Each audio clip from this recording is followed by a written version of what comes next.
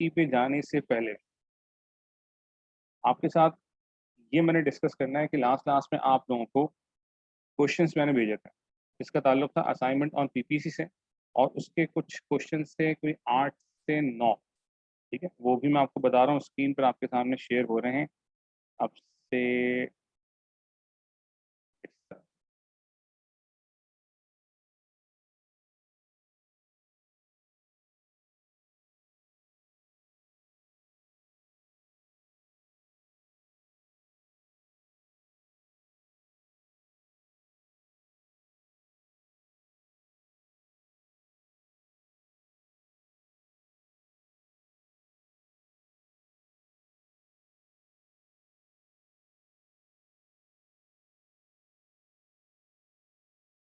तो ये आपके पास असाइनमेंट था, आपसे सिर्फ ये पूछना है कि आपने इसमें से कितने क्वेश्चंस कर लिए। कुछ बच्चों ने अभी भेजे हैं, इकरा मुश्ताक आपका शायद रिस्पॉन्स आया, हैदर अली मुझे गालबन याद नहीं कि आपने भेजा नहीं भेजा, मुनीब का शायद आंसर आया है या सकलैन का आंसर आया है, वो मैं आपको इंशाल्लाह चेक करके पहले भिजवा दूंगा। आपसे ये कहा था कि एटलीस्ट 3 कैटेगरीज हमने डिफाइन की थी, सिंपल, कॉम्प्लेक्स और सबसे आखिरी हमारे पास थी डिफिकल्ट। तो सिंपल में से आपसे कहा था कि एक क्वेश्चन कर लें, चाहे वो ये वाला हो या वो ये वाला क्वेश्चन हो या वो ये वाला क्वेश्चन हो। ठीक है, 8 मार्क्स से कर लें या 12 मार्क्स से कर लें। अच्छा, इसके करने के बाद आपका काम क्या है? एक तो आपने मुझे भेज दिया, वो आपको चेक करके सीधे वापस मिल जाएंगी, ज़रूर मिल जाएंगी। अगला काम जो आपका है, ये डॉक्यूमेंट आपने फिल करके रखना है, जब मैं आपसे पूछूं तो आपने शेयर करना है। इसमें क्या है, आपने अपना नाम लिखना है। फॉर एग्जाम्पल हमारे साथ अगर हैदर ने ज्वाइन किया हुआ तो हैदर अपना नाम लिखेंगे यहाँ पे। इंस्टीट्यूट जहाँ से भी आप हो, अगर आप पैफ से हो तो पैफ से लिख देना, बीकन से हो तो बीएसएस लिख देना, इस तरह करके आप लिख देना। टॉपिक जो आप कवर कर रहे हो, तो जो आपने कवर किया, 1 अगस्त को आपने टॉपिक कवर किया पीपीसी का, रिवीजन में आपने क्या सारा इन्फोर्स कर लिया? अगर कर लिया तो टिक यस लिख देना। ठीक है, पेपर 1 के अगर आपने क्वेश्चन करें तो यस लिख देना, कितने नंबर क्वेश्चन करें। फॉर एग्जाम्पल आप कहेंगे सर हमने 10 क्वेश्चन किए तो 10 लिख दीजिएगा। ठीक है, होमवर्क आपका था, कितने बच्चों ने होमवर्क किया? अगर कर लिया होमवर्क तो यहाँ पर इसके आगे, होमवर्क के आगे भी यस लिख दीजिएगा। ठीक है, ये बेसिक बेसिक काम जो आपने करके रखने, नहीं करके रखेंगे आप आखिर में खुद से अटक जाएंगे कि हुआ क्या आपके साथ। तो होमवर्क अगर आपने कर लिया, टिक मार्क कर लें, यस कर लें। और कितना टाइम आपने कंज्यूम किया लेक्चर के अलावा? लेक्चर के अलावा का मतलब जो भी हमारी लास्ट क्लास हुई थी फ्राइडे वाले दिन, उसके बाद आपने कितना टाइम दिया, उसमें होमवर्क भी शामिल है और इसके अलावा आपका री जिसको रिवीजन कह रहे हैं वो भी इसमें शामिल है। तो आपने कितना टाइम दिया, प्लीज़ उसमें लाजमी मेंशन करिएगा। फॉर एग्जाम्पल आपने 30 मिनट्स दिए तो 30 मिनट्स ईमानदारी के साथ, या फिर आपने 40 मिनट्स दिए, 45 मिनट्स दिए, तो ये भी आप लिख लीजिएगा। तो ये बेसिक बेसिक बातें हो गई। अच्छा, ठीक है, ये मैं आपके साथ ये एक्सेल की फाइल भी शेयर कर दूंगा। इसमें आपने अपना डाटा खुद मेंटेन करना है, जिस दिन मैं आपसे कहूँ तो आपने मुझे बताना है। याद रखें, ये रिवीजन वो वाला रिवीजन नहीं है कि मैं आपको 4 बार 6 बार 7 बार रिवीजन कराऊं। आपको आ जाएगा जब तक आप किसी तरीके कार को अपनाएंगे नहीं, यानी कि प्रोसीजर्स को फॉलो नहीं करेंगे, आपकी तैयारी नहीं हो पाएगी। रिवीजन तो हो जाएगा, मगर रिवीजन करने से क्या आपको लगता है कि आपकी एएस की तैयारी हो जाएगी? कतई नहीं होगी। तो इसके लिए जिस तरह से आपको बताया जा रहा है, काइंडली उसे आप फॉलो करो। ओके जी, एक बेसिक सी बात रहेगी, ताकि मैं चाह रहा हूँ कि वो टॉपिक में कवर हो जाए और हम इसके बाद फिर एक नया टॉपिक पर आएँ। और वो थी हमारे पास शेप्स ऑफ पीवीसी। मैं फिर से बता रहा हूँ, अब अगर मैं आपसे किसी से पूछूं कि जनाब आपको कंटेंट मालूम होना चाहिए, तो अब तक की क्लास में आपके पास कंटेंट का मतलब डेफिनेशन, एक्सप्लोरेशन, इसके बाद idea of opportunity cost, idea of economic growth, idea of recession, और सबसे आखिरी टॉपिक हम कर रहे हैं शेप्स ऑफ पीपीसी। कंटेंट इसे कहा जाता है। जितना अच्छा आपका कंटेंट जो आपको याद रहेगा, उतनी तेजी के साथ आप एग्जाम्स के क्वेश्चंस को अटेम्प्ट कर सकेंगे। ठीक है जी, अगली बात, आवाज़ में ग्लिच हो तो प्लीज़ एटलीस्ट चैट बॉक्स में लिखना, माइक्स आपके कुछ देर के लिए अभी ऑफ हैं। तो ये आपका कंटेंट हो गया, जो साथ साथ चल रहे हैं, कंटेंट आपको आना चाहिए। आखिरी एक बात रह गई थी, शेप्स ऑफ पीपीसी, वो भी मैं डिस्कस कर रहा हूँ। डिस्कस करने के बाद, एक्सप्लेन करने के बाद थोड़ा सा पेज तेज होगा, ऑब्वियसली रिवीजन क्लास है, तब भी आपको समझ में ना आए तो क्वेश्चन का टाइम आपके पास मौजूद रहेगा। शेप्स ऑफ पीपीसी, तानिया आपके लिए थोड़ा सा ज़्यादा, क्योंकि ऑब्वियसली रिवीजन में आप पहली बार मौजूद हैं, इससे पहले मैंने आपको यहाँ पर एक्सप्लेन नहीं किया। 3 किस्म की शेप्स होती हैं किसकी? पीपीसी की। एक कहलाती है इंक्रीजिंग अपॉर्चुनिटी कॉस्ट, साथ साथ रहिएगा, आवाज़ में ग्लिच हो तो प्लीज़ बता दीजिएगा। इंक्रीजिंग अपॉर्चुनिटी कॉस्ट ये रही। अगली बात डिक्रीजिंग अपॉर्चुनिटी कॉस्ट, और तीसरी है कांस्टेंट अपॉर्चुनिटी कॉस्ट। सबसे पहले हम बात स्टार्ट करते हैं अपॉर्चुनिटी कॉस्ट की डेफिनेशन के साथ। और अपॉर्चुनिटी कॉस्ट की डेफिनेशन होती है next best alternative for gone in result of making a choice. कोई भी एक डेफिनेशन आपको याद रहनी चाहिए। ओके जी, अपॉर्चुनिटी कॉस्ट की डेफिनेशन के बाद अब समझते हैं कि सर इसका क्या मतलब है, इंक्रीजिंग अपॉर्चुनिटी कॉस्ट। पहले हमारे पास आइडिया आ रहा है कांस्टेंट अपॉर्चुनिटी कॉस्ट। तो जो हेडिंग आपके सामने आ रही है, ये डायग्राम आपके सामने आ रही है, इसे कहा जाता है कांस्टेंट अपॉर्चुनिटी कॉस्ट। जो अच्छी तैयारी करना चाह रहे हैं वो साथ साथ लिख लीजिएगा, कोई ऐसी बात नहीं। और फिर भी आप चाह रहे हैं कि सर इतनी तेज तो मैं नहीं लिख सकता, समझूं भी और लिखूं भी, क्या करना है फिर आपने जी, स्क्रीन की पिक्चर आपने ले लेनी। कौन सा अपॉर्चुनिटी कॉस्ट में आपके साथ क्या बात हो रही है भाई, पीपीसी है। किस तरह मालूम पड़ता है, एक तो मैंने डायग्राम के ऊपर लिखा है पीपीसी, तो आपने भी लिखना है। फिर एक तरफ हमारे पास गुड ए, और गुड ए हमेशा हम लिखते हैं यूनिट्स में, तो यूनिट्स यहाँ पर आ गए। इसके बाद वाई एक्सिस पे क्या आता है, वाई एक्सिस पर भी गुड्स आते हैं या अच्छा, अब टेक्निकल क्वेश्चन देखते हैं किसको जवाब आता है। जिसको जवाब आए काइंडली चैट बॉक्स में लिख देना। मुझे ये पूछना है कि जो गुड ए है और गुड बी है, क्या ये इनपुट है या आउटपुट है। आई रिपीट माई क्वेश्चन, थोड़ा तेज चल रहे तो आप भी अपनी प्रोसेसर को तेज रखें। मैंने आपसे पूछा गुड ए और गुड बी, तो ये गुड ए और गुड बी आउटपुट है या इनपुट है। सिर्फ हैदर अली का जवाब आया, इकरा मुश्ताक का आंसर आया, शाबाश, दो बच्चों का आंसर आया। इससे लोग सोच रहे हैं कि हुआ क्या भाई, जवाब देंगे तो फिर मैं आगे बात करूंगा, नहीं तो समझाऊंगा, नहीं तो आगे चलूंगा। मुनीम ने भी जवाब, मुनीम के पास से जवाब आ गया, सुमैया के पास से भी जवाब आ गया। सुमैया मैं समझता हूँ वीकेंड हाउस की होंगी। अच्छा जी, बिल्कुल सही कहा आपने, आउटपुट है। तो इस किस्म की ट्रिकी क्वेश्चन वो आपसे फटाफट पूछेगा और आपने घबराना नहीं है बिल्कुल भी। तो जनाब ये आपके पास आउटपुट होता है, आउटपुट यहाँ डिस्प्ले होता है एक्स एक्सिस पर भी, और आउटपुट ही डिस्प्ले होता है वाई एक्सिस पर भी, और यहाँ पर आते हैं नंबर ऑफ यूनिट्स। तो जरा आइए बात को समझते हैं, ए से बी से सी और सी से डी हो क्या रहा है। जनाब ए से बी हो क्या रहा है, ए से बी अगर हम चलते हैं तो हमें ये तो पता है कि सर वाई एक्सिस में कमी आ रही है, वाई एक्सिस में बिल्कुल कमी आ गई। क्यों, ए पर कितने थे 90, किस चीज़ के, गुड बी के। तो अगर मैं बी पर आ जाऊँ, यानी कि बी पॉइंट पर आ जाऊँ, ए पॉइंट को छोड़ दूँ, तो 90 से 80 कितना डिफरेंस आया, 10 का। 10 कम हो रहे हैं किसके, गुड बी के। साथ साथ चलिएगा, आपको क्वेश्चन पूछने का टाइम मिलेगा। ठीक है जी। तो ए से बी हमारे पास गुड बी की प्रोडक्शन में कमी आ गई, मगर एक तरफ कमी आ रही है तो दूसरी तरफ जी इजाफा हो रहा है। वो इजाफा कैसे नजर आ रहा है, इस तरह से मैंने आपको बताया, इजाफा नजर आ रहा है मुझे इस तरह से। ठीक है। ऑब्वियसली अपॉर्चुनिटी कॉस्ट सबसे मेन आइडिया, कोई आपसे पूछे कि पीपीसी सबसे इंपॉर्टेंट आइडिया क्या डिस्कस करता है, रिवील करता है, तो आप कहोगे बेसिक इकोनॉमिक आइडियाज।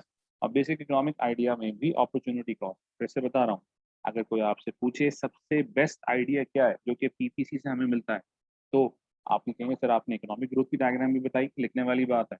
आप ये कह सकती सर रिसेशन की डायग्राम भी आपने बनवाई, तो सर वो भी आइडिया डिस्कस हो सकता है। मगर याद रखिएगा पीपीसी सबसे क्लोज आइडिया जो लिंक करता है, जो सर सबसे मोस्ट रिकमेंडेड आइडिया होता है, वो होता है थ्योरी ऑफ अपॉर्चुनिटी कॉस्ट। क्यों, क्योंकि हमेशा पीपीसी इनवर्सली स्लोप बनता है। इनवर्सली स्लोप क्या होता है, ग्राफ में आपको मालूम है दो किस्म के ग्राफ होते हैं, ग्राफ की डेफिनेशन सबको आती है, कुछ में याद है डेफिनेशन, याद होगी नहीं तो रिकॉल कर लेते हैं। और अगर आपको अभी भी याद नहीं आ रही डेफिनेशन, तो प्लीज अपने रजिस्टर में ये लिख दीजिएगा, भाई ये तो जब मैंने पूछी इसकी तो मुझे याद ही नहीं आई। सो ग्राफ की डेफिनेशन होती है, graph shows relation between two variables. दो किस्म के ग्राफ होते हैं, एक पॉजिटिवली जिसको डायरेक्टली रिलेटेड ग्राफ कहते हैं, और एक इनवर्सली रिलेटेड ग्राफ कहलाता है, जो हम लास्ट लेक्चर्स में पढ़ चुके हैं। अच्छा जी, आगे बात करते हैं। तो पीपीसी किस तरह से पॉजिटिवली रिलेटेड ग्राफ है या इनवर्सली रिलेटेड ग्राफ है, तो गौर से देखें, पीपीसी हमेशा इनवर्सली रिलेटेड ही आपको नजर आएगा। इसे कहा जाता है अपॉर्चुनिटी कॉस्ट। अपॉर्चुनिटी कॉस्ट में क्या होता है, सेक्रीफाइस। सेक्रीफाइस का मतलब क्या होता है, अगर आपके पास कोई ऑप्शन आप अवेल कर रहे हैं या ऑप्शन आपके पास आ रहा है, तो कुछ चीज़ें आपके पास से जा रही हैं, तो जो चीज़ें जा रही हैं वो कहलाती हैं सेक्रीफाइस। ठीक है जी।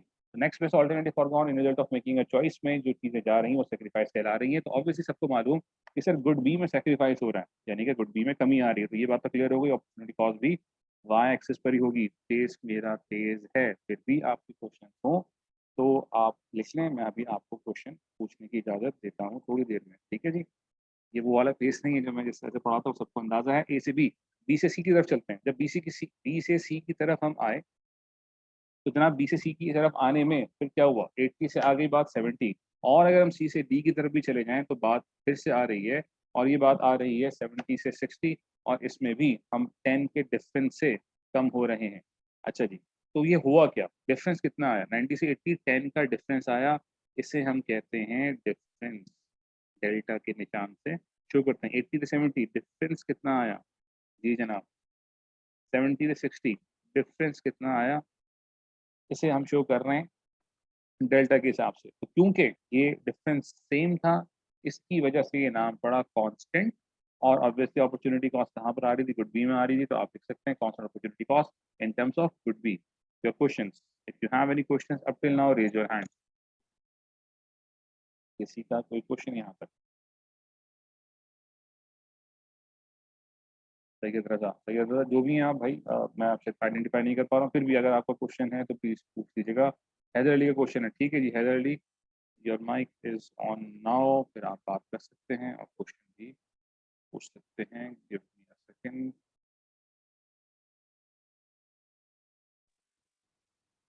सर जो एक्स एक्सिस पे जो अमाउंट इंक्रीज होती है, प्लस जो इंक्रीज है +10 का, वो क्या अपॉर्चुनिटी कॉस्ट जब डिक्रीज होती है -10 और जो इंक्रीज होता है +10, वो बहुत सेम होंगे क्या? No no, not necessary. चावल बहुत अच्छा क्वेश्चन है। सबसे पहली बात तो अभी ये रियलाइज करना है कि हम कॉन्सेप्ट क्या समझ रहे हैं। मैं वापस से आपके माइक्स बंद कर रहा हूँ, प्लीज आपका जो भी क्वेश्चन हो तो आप मुझसे दोबारा से पूछ सकते हैं, कोई ऐसे मसले की बात नहीं है। जरा समझिएगा बात को। मैं एक फ्रेश डायग्राम आपके सामने बना रहा हूँ और यहाँ पर आ रही है वो बात। ऐसा तुम्हारा क्वेश्चन, तुमने ये पूछा कि सर एक तो है वाई एक्सिस और एक है हमारे पास एक्स एक्सिस, बिल्कुल ठीक हो गई बात। अब इसके बाद आपने ये पूछा कि सर ये जो एक्स एक्सिस पे इत्तेफाक से ऐसा हुआ है कि इसमें भी जो 10 का डिफरेंस आ रहा है, तो मैं वो इत्तेफाक भी हटा देता हूँ। अब हुआ क्या? हुआ ये कि हमारे पास यहाँ लिखा हुआ है 10, यहाँ लिखा हुआ है 12 और यहाँ पे लिखा हुआ है 30, यहाँ पे लिखा हुआ है 32 और यहाँ पे लिखा हुआ है 49। यहाँ पर तो आपने कुछ भी किया। बात यह है कि हम अपनी मर्जी से समझाना चाह रहे हैं एग्जामिनर को। एग्जामिनर कभी भी डायग्राम बनाने को देता नहीं है। तो पेपर 2 में क्वेश्चन नहीं आएगा, पेपर 1 में ही आएगा जिसको एमसीक्यू कहा जाता है। तो आपने सिर्फ आइडेंटिफाई करना है। सबसे पहले तो आपने आइडेंटिफाई करना है कि जनाब अपॉर्चुनिटी कॉस्ट आ कहाँ पर रही है, तो एग्जामिनर आपको बताएगा। मेरी अपनी एग्जाम्पल में मैंने गुड बी को अपॉर्चुनिटी कॉस्ट को शो करने के लिए लिखा है, ठीक है। गुड ए को अपॉर्चुनिटी कॉस्ट शो करने के लिए नहीं लिखा, सही है। इसका मतलब ये हुआ, डिक्लाइन चेक करना, ये आ गया डिक्लाइन, ये आ गया डिक्लाइन। तो अगर मैं सिर्फ एरो की मदद से, मैंने आपको सिखाया था कि अगर मैं एरो की मदद से भी यहाँ पर एक चीज़ बना दूँ, यहाँ पर एरो यूँ जा रहा और यहाँ पर एरो यूँ जा रहा, और आप पूछूं कि भाई वाई एक्सिस पर अपॉर्चुनिटी कॉस्ट आएगी या एक्स एक्सिस पर अपॉर्चुनिटी कॉस्ट आएगी, तो आप किससे पहचानेंगे? आप इस एरो को इस तरह से पहचानेंगे, सर इसका मतलब है कमी आना। और जहाँ पे कमी आती है, जहाँ पे लेसन होती है, जहाँ पे डिक्रीज आता है, वहीं पर आती है सेक्रीफाइस, और सेक्रीफाइस को कहते हैं अपॉर्चुनिटी कॉस्ट। अब इत्तेफाक ऐसा हुआ था, लास्ट डायग्राम जो हम डिस्कस कर रहे थे उसमें यहाँ पर 10 का डिफरेंस आ रहा था, मगर इस डिफरेंस को आपने देखना नहीं है। पहली बात तो अपने अपॉर्चुनिटी कॉस्ट देखने की, अपॉर्चुनिटी कॉस्ट कहाँ पर आ रही है। अपॉर्चुनिटी कॉस्ट क्योंकि वाई एक्सिस पे आ रही थी इत्तेफाक से, वो आपने एक्स एक्सिस पे सेम नंबर देखकर आपको क्वेश्चन आया। अदरवाइज मैंने नंबर्स इस तरह से लिखे थे, यहाँ कहीं लिखा था 100, फिर लिखा था 90, फिर लिखा था 80, आसानी के लिए। हाँ, लेकिन डायग्राम कभी बनाने को वो कहता नहीं है। हैदर अभी भी क्वेश्चन है तो पूछ लो, अदरवाइज नो लिख दो चैट बॉक्स में, आगे चलते हैं। फिर क्वेश्चन है तो पूछ लें, अदरवाइज नो लिख दीजिएगा प्लीज हैदर।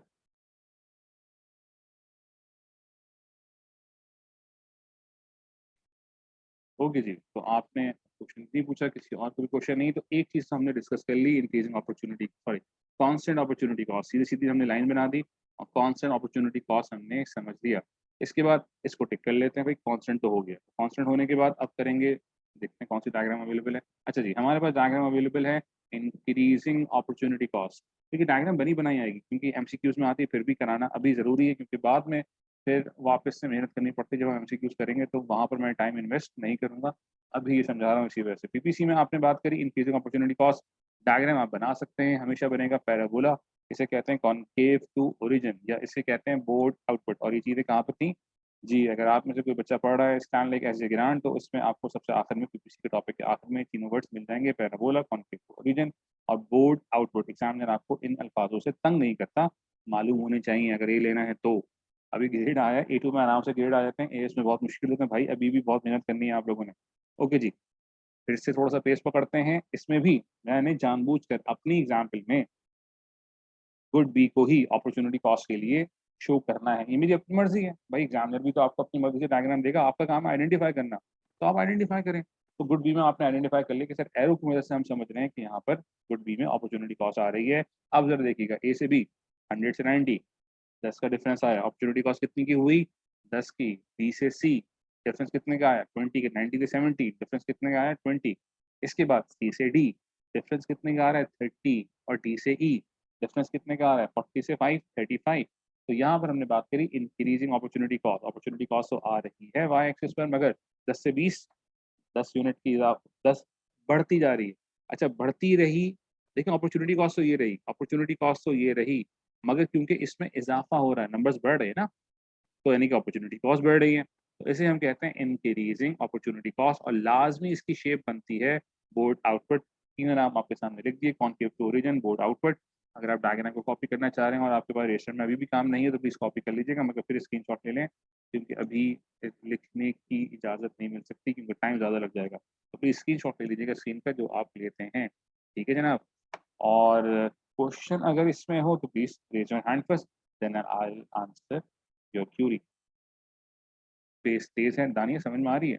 यस और नो में बता देना। अगर समझ में आ रही है तो यस लिख देना, नहीं समझ में आ रही तो नो लिख देना। समझ में आ रही है तो यस लिख देना चैट बॉक्स में फटाफट। दानिया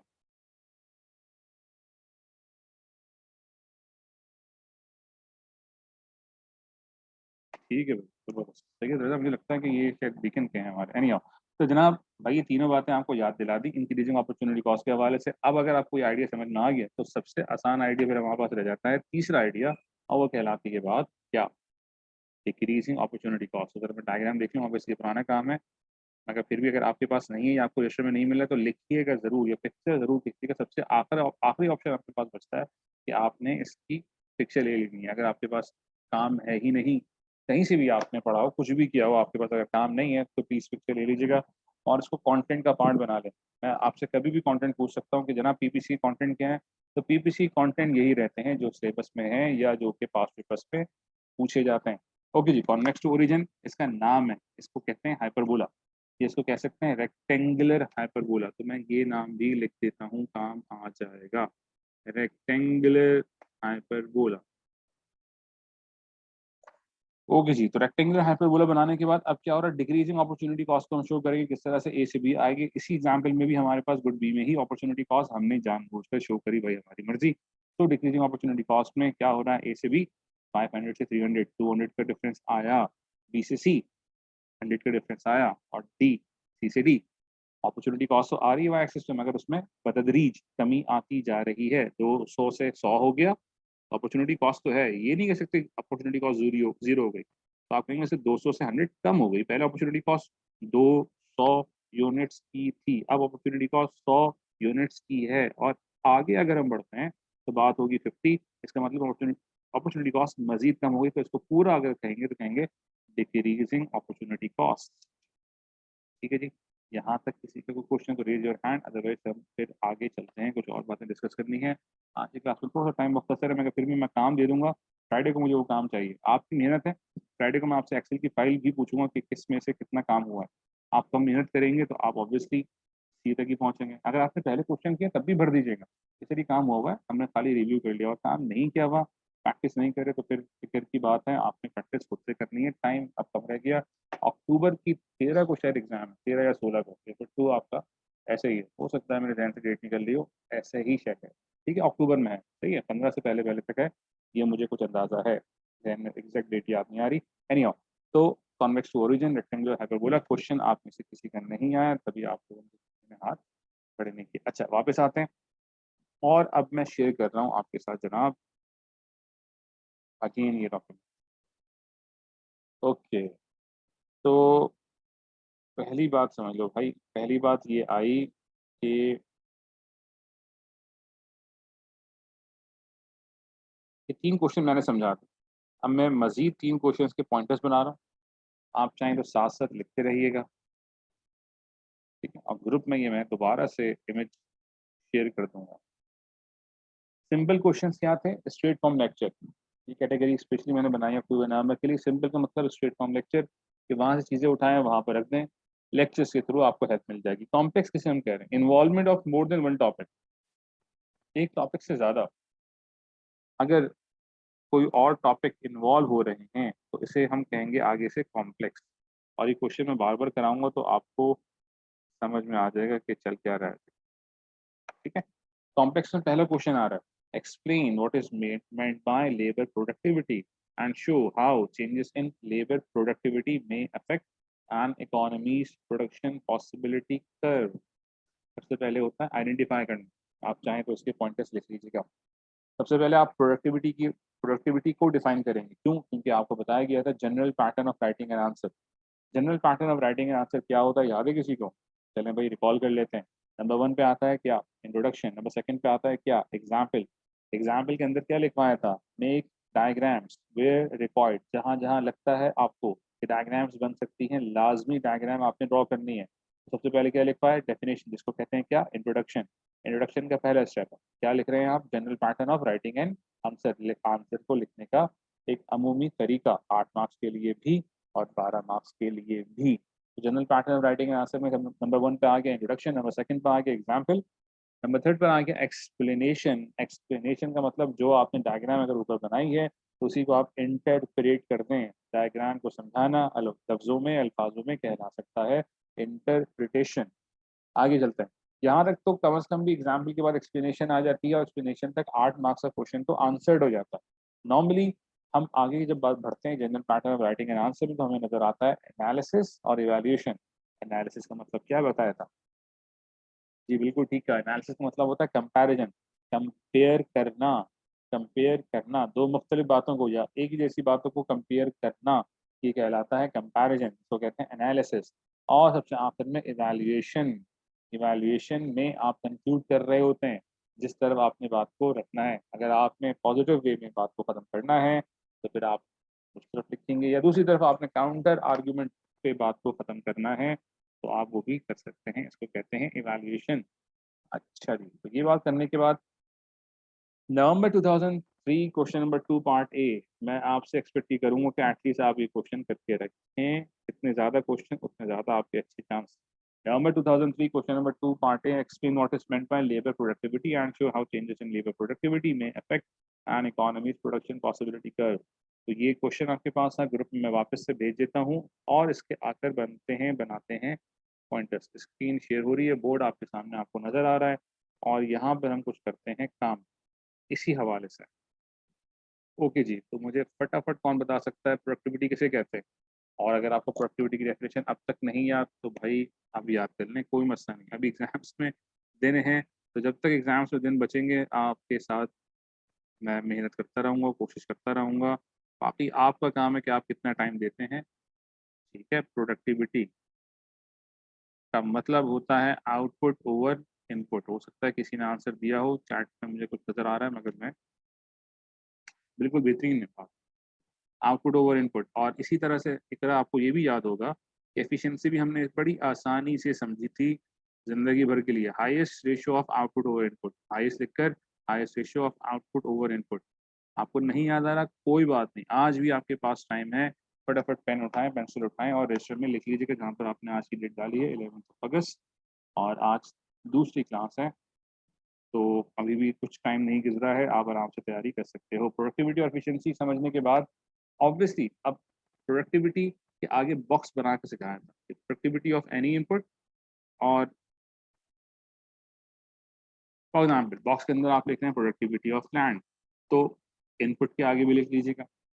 अगर आप प्रोडक्टिविटी के आगे बॉक्स में लिख रहे हैं लेबर, तो भाई इनपुट की जहाँ जगह है वहाँ पर भी आप लिख देंगे लेबर।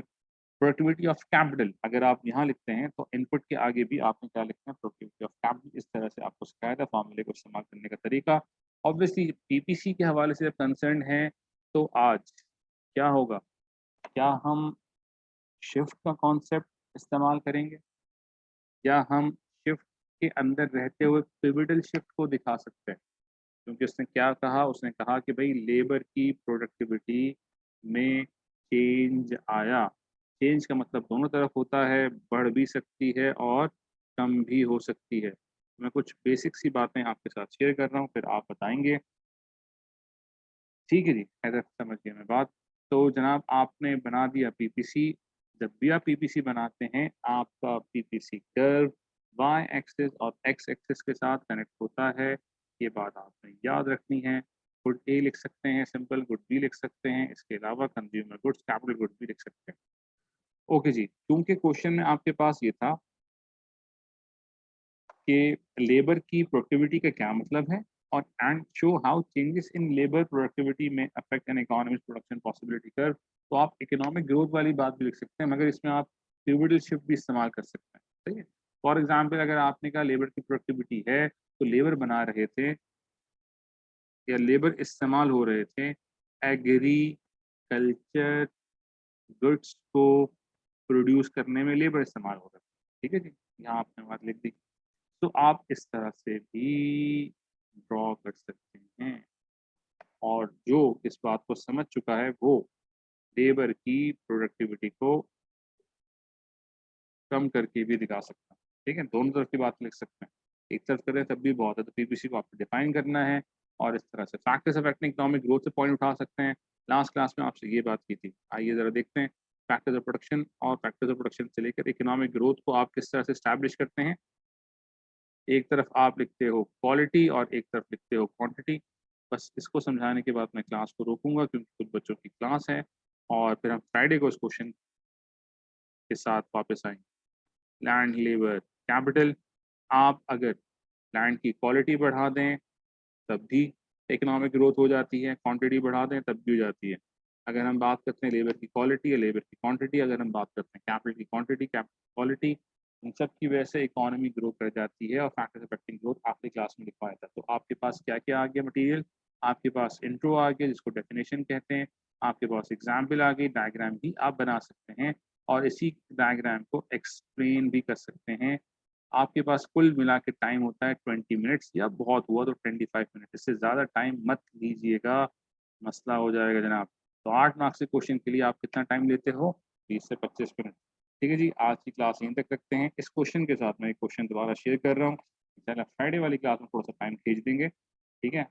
और क्वेश्चन ज़रूर कर लीजिएगा, मैं एक्सेल की फाइल फिर आपसे फ्राइडे को फिल करवाता हूँ। ओके, टेक केयर, अल्लाह हाफिज़।